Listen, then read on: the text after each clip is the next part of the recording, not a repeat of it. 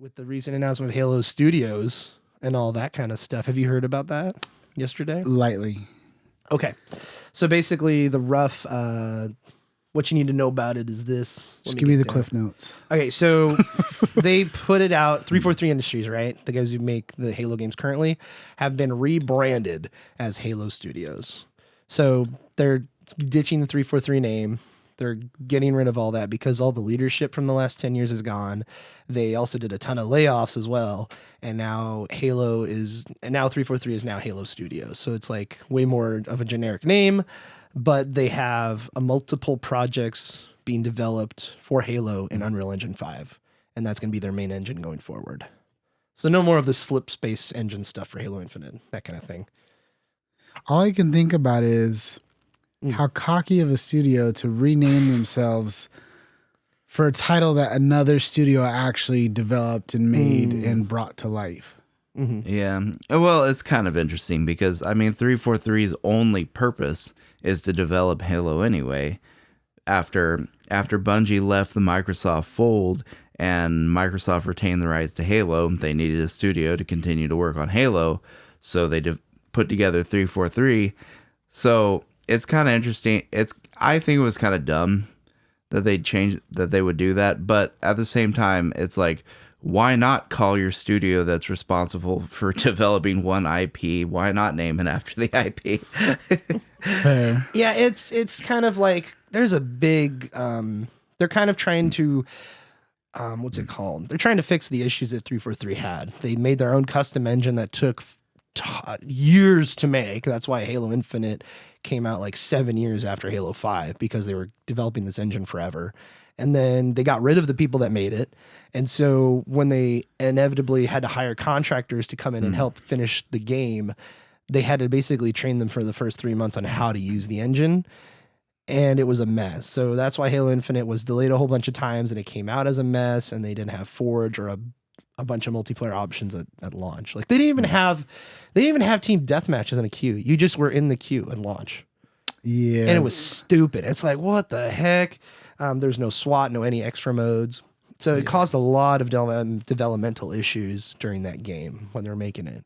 So there's so all the leadership's like gone, and they did a ton of layoffs.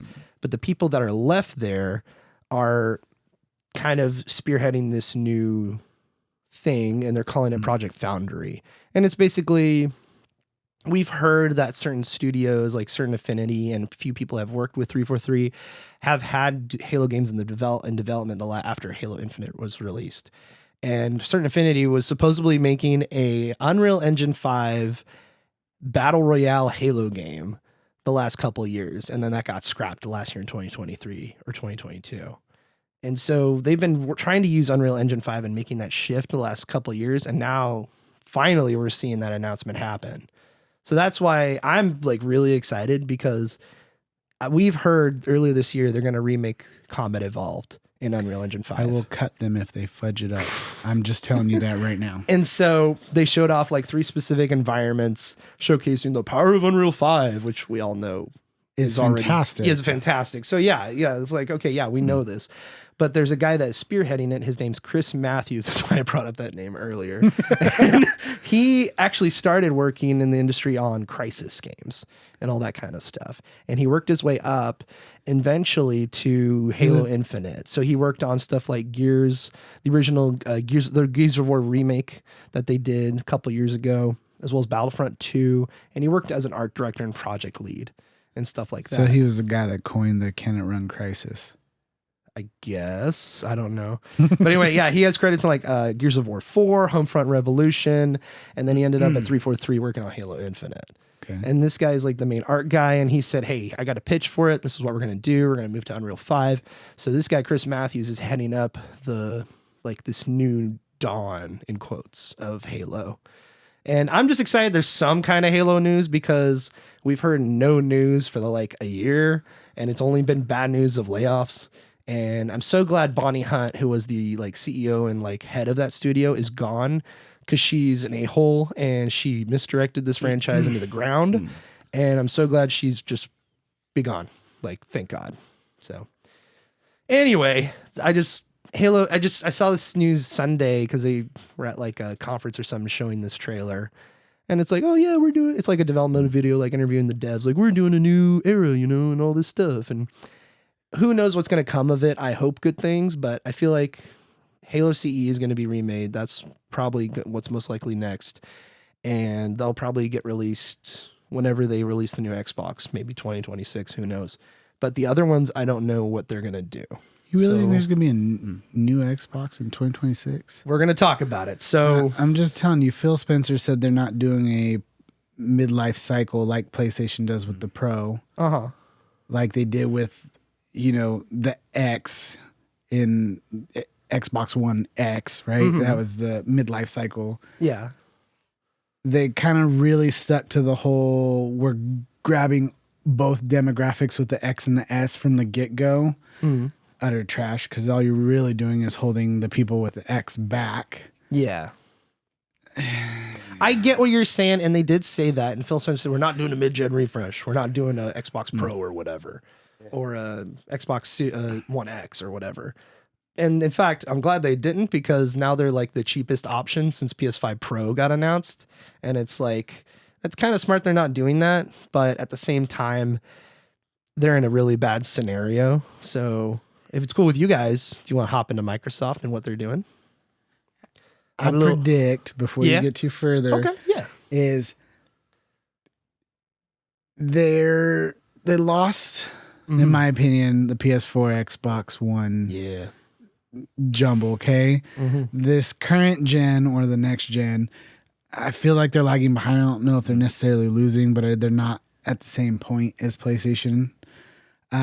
So I think they're not doing a mid-gen refresh. They're going to try and jump the gun ahead of PlayStation for whatever's next. They have been pushing their cloud gaming, and so help me Jesus. Someone's going to get punched if they try and sell you a stupid console that is a stream box. I will kick someone in the gosh darn neck if that's what this next generation is. You don't want them to sell a little Xbox Roku with a controller? No. I will punch someone really freaking hard in the neck. Well, you don't have to buy it, Frankie. I know, but but here's the thing is, even like NVIDIA is pushing the whole AI and cloud gaming thing, which is computer based, right? There is going to be a point where either we jump over to quantum computing and quantum graphics and whatever. There's going to be some sort of major jump and gap there. But at what we're current at is efficiency and power consumption, and how much we can cram onto a single chip per micrometer is we're at almost a peak, I think. Mm-hmm. And so that is the next evolution. And just, I like a physical game or having a library and not having to be logged in until the world is Pandora, and everything can, hook in with your little hair with your little Neuralink. Yeah. Don't put that on there. Just don't. Yeah. And it's going to drive me freaking nuts. Yeah. Well, if I may, I'll read this thing from Windows Central, written by the really great Jez Corden. Shout out to him. The headline says, it's a quote. It says, "We're building plans for the 25th anniversary of Halo and Xbox," Microsoft confirms in a new interview.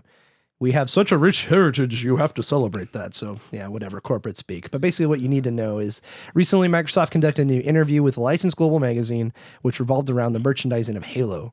During the interview, Xbox head of consumer products, John Friend, that's really his name, sounds like a basic white guy name that you'd write up in a book. But anyway, John Friend revealed that Halo has racked in over $1.8 billion in consumer spending on merchandising and licensed products alone, excluding video games, which makes sense. There's no big Halo game out right now, as well as Halo Infinite is probably not making them a ton of money. But $1.8 billion?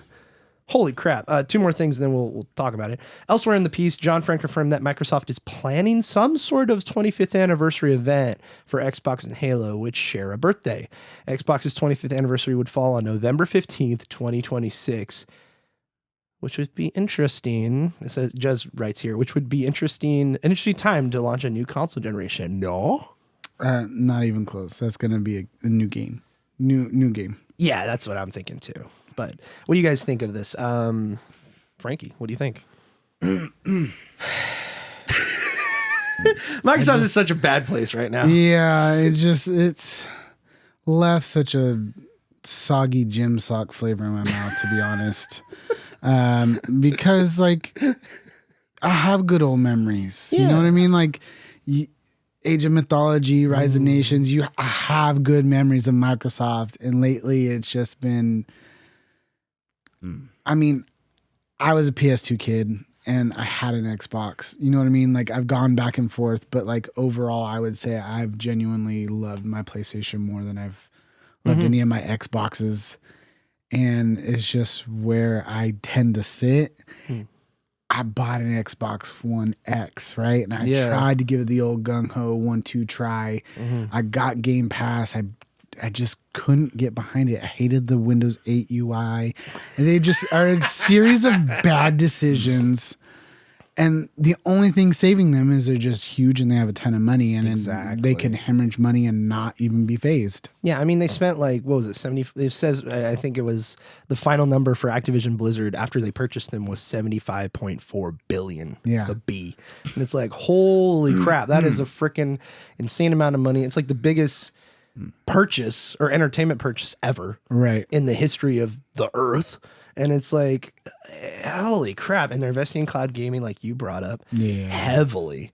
And there's like reports now that, oh, well, forecasters are saying that cloud gaming could make $40 billion or $4 billion in the next 5 years or something. And it's to be fair on that point, though, some of the NVIDIA chips that we, banned from China so they can't have AI or whatever. They're ridiculously powerful, and they're designed to run multiple instances at a time. Yeah. It is insane how powerful those actually are. But then if you look at what the costs are, like $350,000 for a single card, for a server card, right? It's it's crazy. Yeah, NVIDIA's making bank. Yeah, oh, for sure. But it's just, don't go there. Just not quite yet. It's not that time. Yeah. But I didn't want to stray too far from Halo and Xbox. Okay. I know I'm going to get flack for this. Okay. The Halo series on Paramount. Oh man, here we go, David. I enjoyed it. Okay. I enjoyed it. I know so many people hated it. And I don't get it because it had all the old school elements and why, like the nostalgia factor, and it had new without being excessive. If some of the stuff that people were complaining about, I hated more in Halo Infinite and Halo 4 than in the actual show.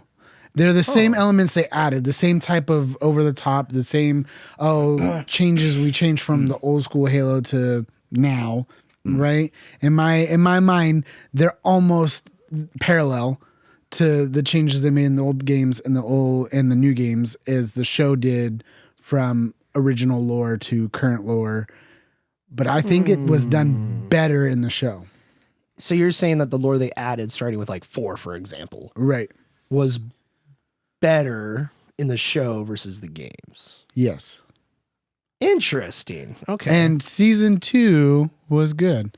And I heard season 2 was good too. Season 2 was really good. Yeah. I liked season 1 because it was just, to be fair, it was a lot of nostalgia pop-ups. It was like, oh, here's Halo. Oh, here's Halo. Oh, this is Halo. Oh, this is Halo. But I enjoyed it. It wasn't bad, and I did want to see more. Then 2 hit, and 2 was really good. So it cemented that I really liked it. And I know it got review bombed like crazy. The fans were ravaged, man. Man, it was good. I enjoyed it. Because of your like argument. I remember you and me were talking about this when we went to go see Dune, and you brought up the Halo, and I was like, oh, that's really bad, right? And you're like, no, it's actually good. And I was like appalled. I'm like, what? No, an opinion that's different than what I've heard on the internet. But joking aside, your like argument actually made me want to check it out. So I'm going to check it out. I just don't have Paramount, so I can't really do that right now. But I do want to give it a fair shake. I do want to go through season 1 at the very least to get to season 2 because I heard season 2 is good. Season 2 is good. I feel like